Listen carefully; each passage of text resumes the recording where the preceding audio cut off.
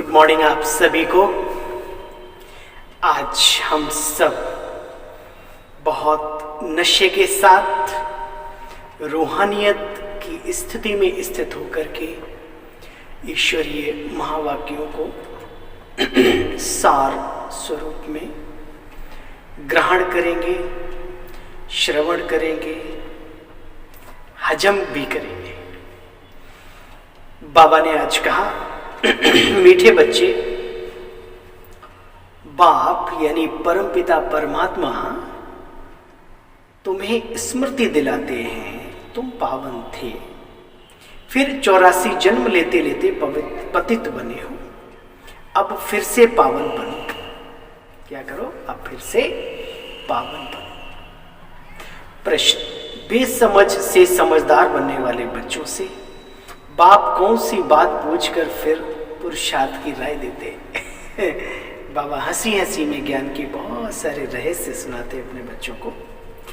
तो उत्तर में बाबा ने कहा, बच्चे, हमने तुमको कितना धन अथाह आकीचार धन दौलत दिया था,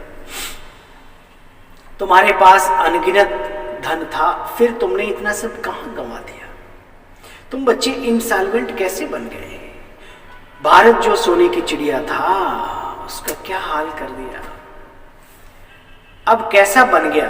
तो अब बाप राय देते, बच्चे कोई बात नहीं, फिर से पुरुषार्थ करो, राजयोग सीख कर स्वर्ग का मालिक बनो। है ना? बाबा कितना दयालु है। ओम शांति। बच्चे यहां किसको याद करते हैं? ब्रह्मा कुमारी श्री विश्वविद्यालय में किसको याद किया जाता है? क्या किसी शरीरधारी गुरु को, या किसी देवी देवता को, या फिर डायरेक्ट उस निराकार परमपिता परमात्मा को? ये बहुत समझने की बात है, महसूस करने की बात है। बच्चे यहाँ किसको याद करते हैं? उस बेहद के बाप यानी पिताओं के भी पिता परम पिता परमात्मा निराकार दिव्य शक्ति ज्योति पुंज परम धाम निवासी शिव बाबा को। अच्छा, वो कहाँ है? परम धाम।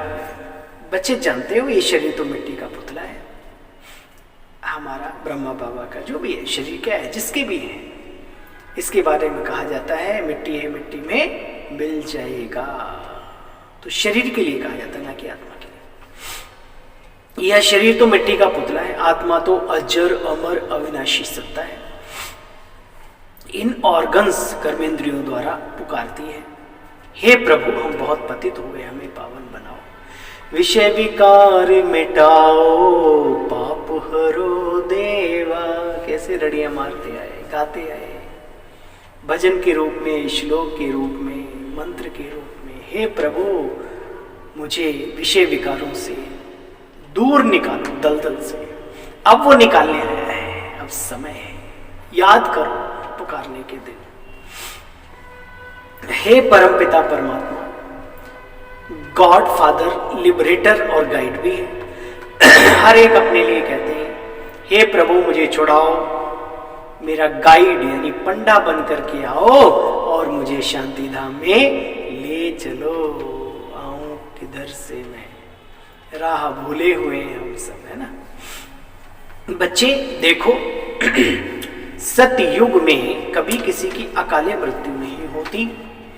यहां पर तो देखो, बैठे बैठे कब क्या हो कुछ पता नहीं, चलते फिरते, बाहर निकलते छोड़ो, कुर्सी पे बैठे बैठे, घर में अंदर, ऑफिस में अंदर बैठे बैठे मर जाते हैं। वहां बच्चे सतयुगी दुनिया में कोई ऐसी बीमारी आदि नहीं होती, हार्ट अटैक या कुछ इस टाइप की, वहां ऐसी कोई बीमारी नहीं होती।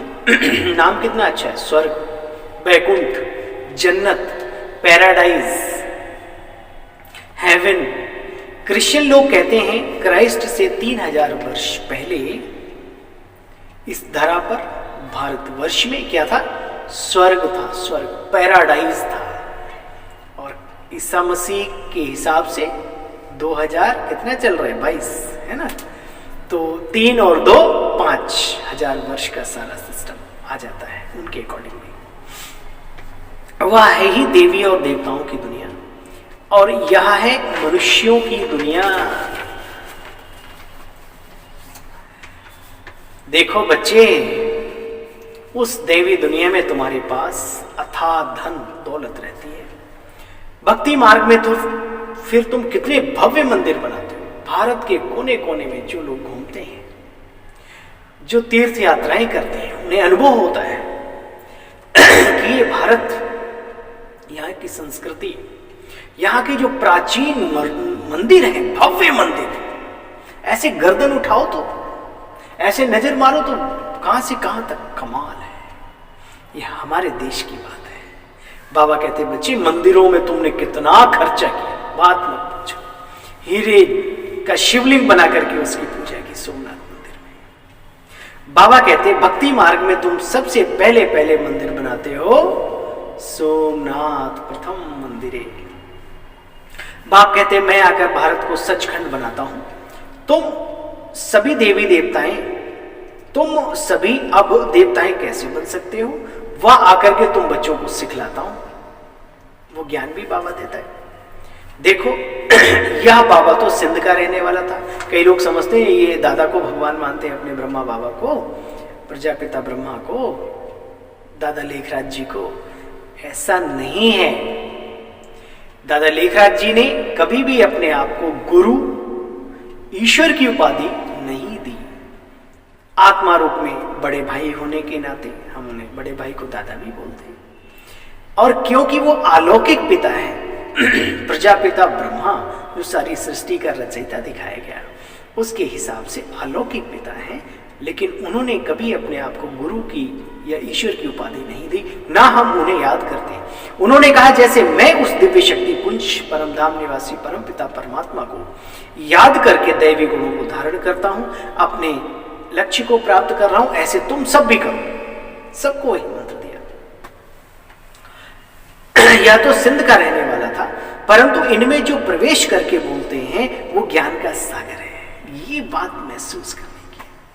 कोई उनको जानते नहीं, कहते भी हैं ओ गॉडफादर, परंतु उनका नाम रूप देश काल क्या है कोई भी जानते नहीं। अनजाने बस तुनक तुनक मतक भिन्ना, अलग अलग प्रकार की मतें संसार में फैल गई ईश्वर के प्रति। ईश्वर की परिचय अलग अलग तरीके से। कोई कहते घट घटवासी है। अरे घट माना प्राण, घट घट में तो कौन है, सबके शरीरों में आत्मा निवास करती है। अभी तुम बच्चे संगम युग पर खड़े हो। तुम हो राज ऋषि, राज योगी, जंगल में जाने वाले नहीं, अपने हर कर्तव्यों का पालन करते हुए ऋषि जैसा जीवन जीना, उसको कहते हैं राज ऋषि, राज योगी, योग भी और राज। तुम्हें कौन बैठकर पढ़ाते हैं? स्वयं निराकार परमपिता परमात्मा। बाप के जो बच्चे बनते हैं वह राजयोग सीखते हैं। सुना, राजयोगी।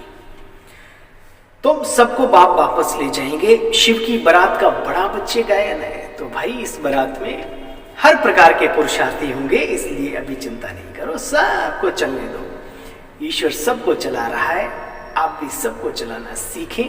ये बहुत बड़ी पालना है। पालनहार बनो, अब इंचार्ज नहीं।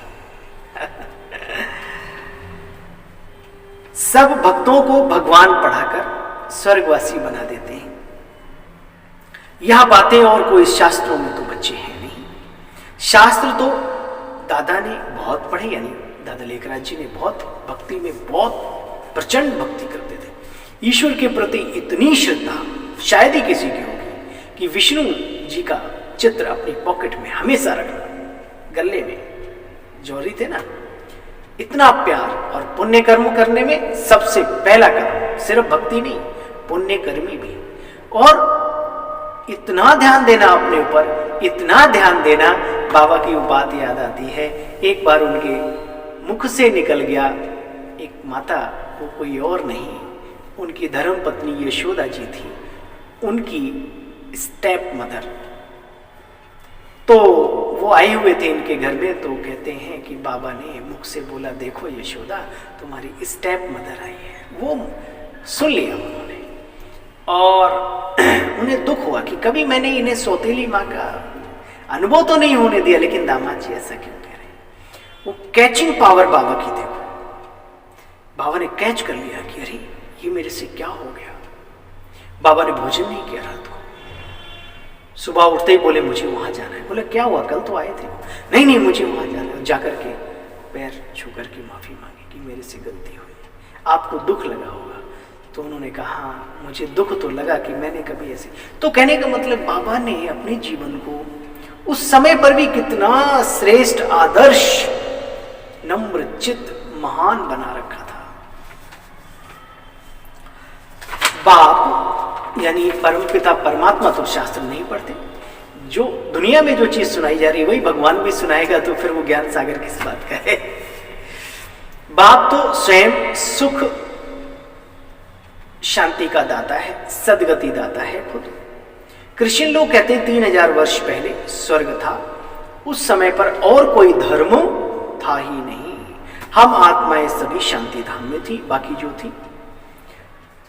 देखो बच्चे, नेचुरल कैलमिटीज, तूफान आदि बहुत जोर से आएंगे।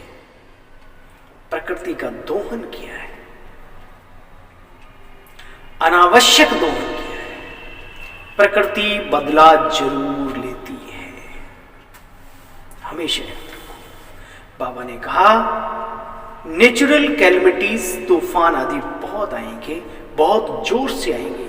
बाप आकर बेसमझ को समझदार बनाते हैं। बाबा कहते बच्चे पुरुषार्थ कर स्वर्ग का मालिक बनकर दिखाओ।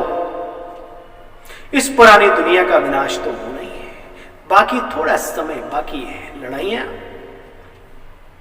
एटॉमिक बॉम्ब्स आदि शुरू होंगे, तुम्हारी कर्मातीत अवस्था होगी, स्वर्ग में जाने के लायक बनेंगे।